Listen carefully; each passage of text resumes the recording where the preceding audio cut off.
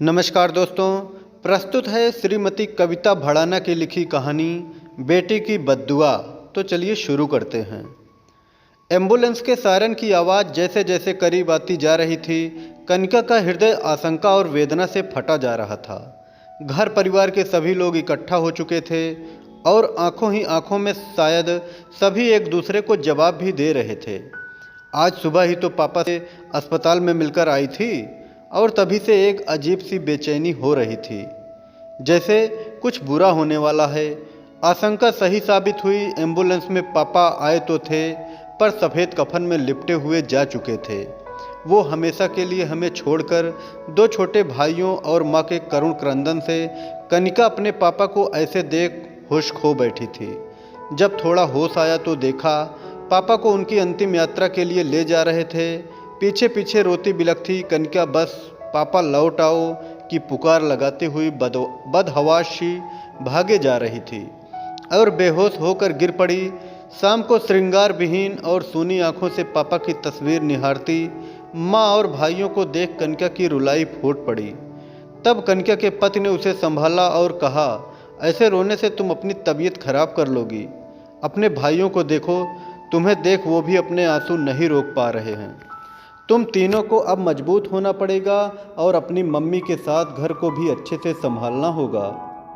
कनिका का पीहर भी चाचा ताऊ से भरपूर बड़ा परिवार था और सभी में एकता और प्यार भी खूब था।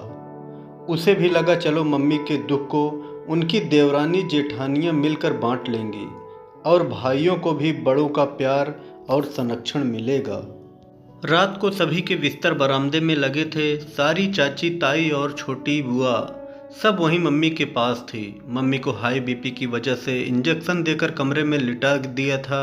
गर्मी का मौसम था तो कनिका पापा को याद करती हुई सीढ़ियों पर बैठी थी कि तभी उसके कानों में बरामदे से आवाज़ आई, अरे दीदी, हमें तो कल रात ही पता चल गया था कि छोटे देवर जी को दोपहर तक ले आएंगे। मैंने तो तभी पार्लर वाली को फ़ोन कर दिया कि सुबह मेरी वैक्सिंग फेशियल और आईब्रो कर दिया और फिर हम सब ने ही थोड़ा थोड़ा करा लिया। अरे भाई, 13 दिन तक लोग आएंगे, सभी रिश्तेदार और बच्चों की ससुराल वाले भी आएंगे, तो थोड़ा अच्छा दिखना चाहिए ना। थोड़ी देर पहले जिस परिवार पर नाज था उनका ऐसा दोगला चेहरा देख कनिका की गुस्से और आंसुओं से आंखें लाल हो गई, पर समय की नज़ाकत देख कुछ न कह पाई। बस उस ईश्वर से एक ही प्रार्थना की थी कि अगर तुम्हारा अस्तित्व है तो इस दोगलेपन का नतीजा जरूर दिखा देना। इसी दोगलेपन का सबसे घिनौना सच पापा की 13वीं के बाद पता चला। सगे भाइयों ने अपने मृत भाई की अंतिम क्रिया का सारा सामान और इंतजाम जो शमशान घाट पर किया था, उसका बिल अगले दिन ही बेटों के हाथ में देकर बोले कि ये इतने रुपए लगे थे, लौटा देना। सगे भाइयों और परिवार के ऐसे दोगले चेहरे और दोगलापन ईश्वर किसी को न दिखाए। बहन समान देवरानी का श्रृंगार उजड़ने पर जिन्हें शर्म न आई और भाई की अंत्येष्टि का खर्चा रोते बिलखते बच्चों को थमा दिया। क्या इससे घिनौने दोगले चेहरे देखे हैं आपने? भगवान इंसाफ जरूर करना, वरना एक बेटी की हाय तुम्हें भी लगेगी। कहानी कैसी लगी कमेंट में ज़रूर बताएं।